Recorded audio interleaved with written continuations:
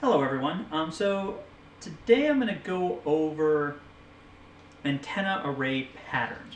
So in lab 6 of EE339, we go through a process where we show you how to not only do the measure of the radiation pattern of an antenna array, but also just to play around with the different parameters that give an antenna array a particular type of pattern. So I'm going to go through a couple of definitions first. So the array element is an individual element or antenna structure used in combination with other identical antennas to form the array. Now, I say other identical antennas here because in principle almost all of them, or generally speaking, all these designs show up with identical antennas. However, in principle you don't have to. It's just that for the math it's a lot easier if they're identical. Also, generally speaking, you're optimizing for a particular band structure, so usually the antenna ends up being being identical anyway. Array factor is a mathematical description of the antenna array pattern using only isotropic radiators without any directional dependence of the individual elements. All right. Phase shifter is a device used to alter the phase component of an electromagnetic wave, ideally without changing amplitude. 1/4 wave monopole is a small quarter wavelength antenna that exhibits similar radiation patterns in the horizontal direction as the half wavelength vertical dipoles. Now the reason why I'm bringing this one up is because in the lab we are going to be using a quarter wave monopole antenna, 2 of them, and changing the relative phase between them using a mechanical phase shifter. You're also going to be using the rotary coupler, which is the final item on this definitions list, which is effectively just a rotating coaxial plug so that you don't have to worry about trying to move the cables around with the antenna. You can just rotate the antenna structure. Now, on the right of this image here, you can see that I have a picture of basically a basic antenna array, phased antenna array.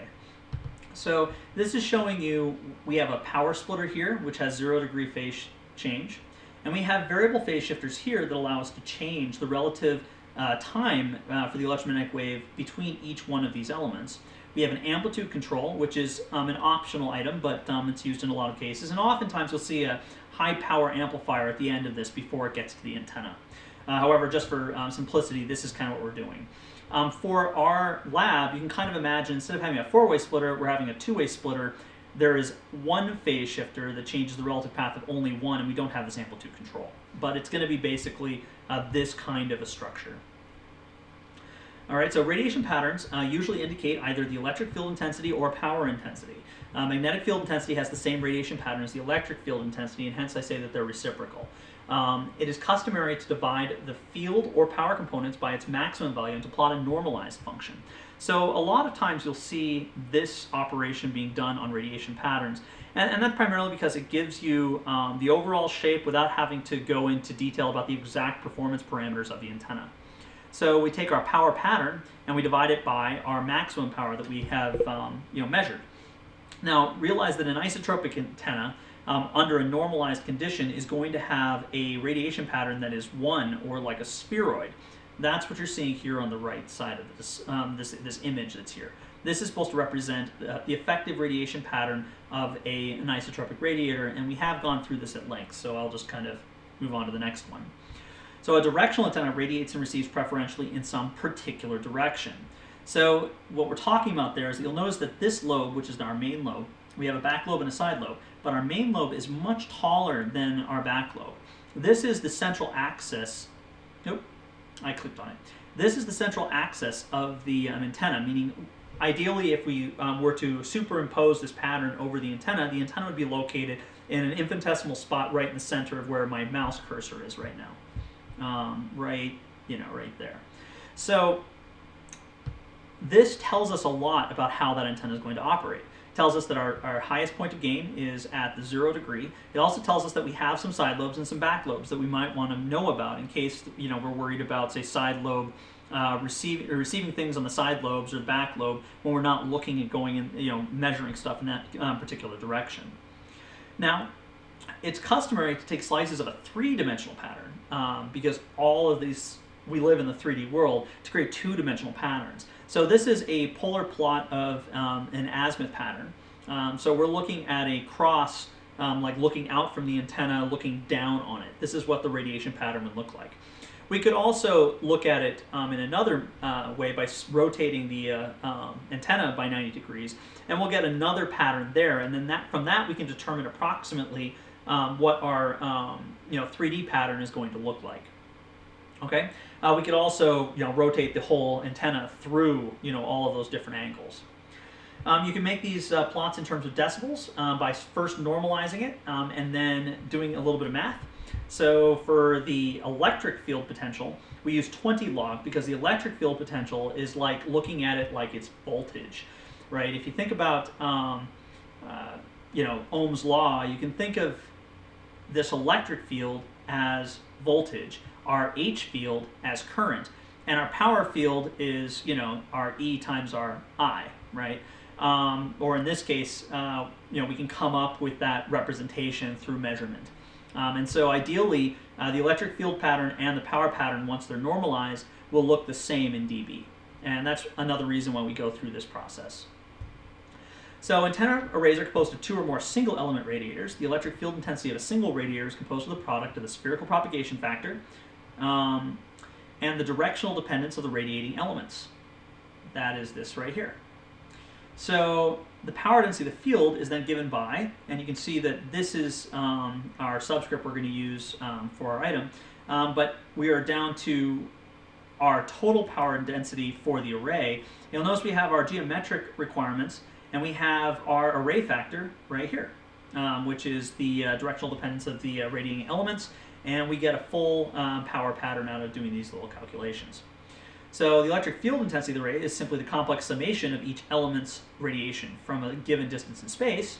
And so this AI here that you're seeing, which is a new term that we've introduced, is actually the complex feed coefficient of the individual element. This is where the relative amplitude and phase are applied to the elements. So we have our amplitude and we have our phase. These are applied to the antenna using this in our summation, and then they're multiplied by our array factor. Okay, and so you get the power density of the field is then also given by this formulation. All right, so you're not going to have to go through a lot of this math to do the arrays, but I thought it would be worthwhile to at least show you, where all of this stuff is coming from. So, if there's any questions, you can feel free to ask me when we get to the lab, and I'm going to go ahead and X out of this. Now, before I can end everything today, I did want to go through something. Okay, so hold on here. So I want to show you that because you can modify different parameters from within these antenna arrays. You can modify, like, say, the distance between the individual elements, which is important. You can modify the phase individually between 2 different items. So what I'm going to show you here, if I can get this situated the way I want it. So this is a radiation plot program that I wrote in MATLAB. That allows you to that shows you what happens when you take 2 quarter wavelength monopoles and you set them a certain amount of at a half wavelength apart, but you set them at a particular or you set them at different levels of phase. So I'm going to go ahead and run this. It's actually kind of a video, but you're going to see where it says plot with phase difference between elements equals 360 degrees right now. That's going to change as the program is running. So I'm going to go ahead and start this, and we will see what happens. And you'll notice that as my phase changes, I can completely steer around where the primary lobes are for this antenna, right? So that's just one way, and I'm going to go ahead and run that again just to, so you can watch it as you're going along. So this is what happens if you were to change that phase difference between each element over a given sequence. Okay, so the next one I'm going to do is I'm going to go ahead and do radiation pattern distance, which is a different function. And what this one does is this shows you what happens when you keep a half wavelength dipole where they're set a certain amount of phase. I think it's 0 degrees phase between each other, but they're being moved in different wavelengths apart. So it started out where they were at no wavelengths. Now they're at about a half a wavelength, and then it keeps going until they're a full wavelength apart. You notice this does change the pattern as well. So every single component of that formulation that I showed you in the slides comes out here, and you can see that it can make a big difference as to how something is radiating. Right? So if you didn't set your distance between your elements correct, notice how this element pattern would be effectively, you'd have 4 fairly broad points, which could be where you could receive. Now maybe that's what you want, but think about it this way. This is actually splitting your energy over these 4 different points, which means your total overall gain is less, right? So watch this last field here where it says 1, 2, 3, 4. I'm going to go ahead and run this again.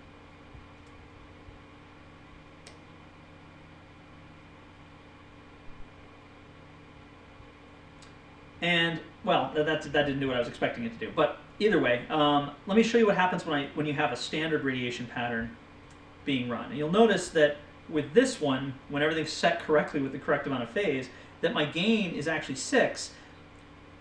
And this is, I'm not really sure the units exactly, but you'll see that you have 2 lobes. They're fairly narrow, but all of the energy that's coming off of that antenna is being radiated into those 2 lobes. But of course, as I change my position, the lobes change, and then it's kind of one big kind of broad lobe, then it kind of goes out, and then it becomes larger on that side, and so on, and it just kind of keeps moving, right? And so when we build antenna arrays, if we want to build a fixed array, that's interesting and worthwhile, but a lot of times these arrays come with automated phase shifters, so that what we can do is we can actually measure the relative, or we can change the phase between the elements while it's in operation. So anyway, that's pretty much all I wanted to show you with this video. So we'll see how you perform in class.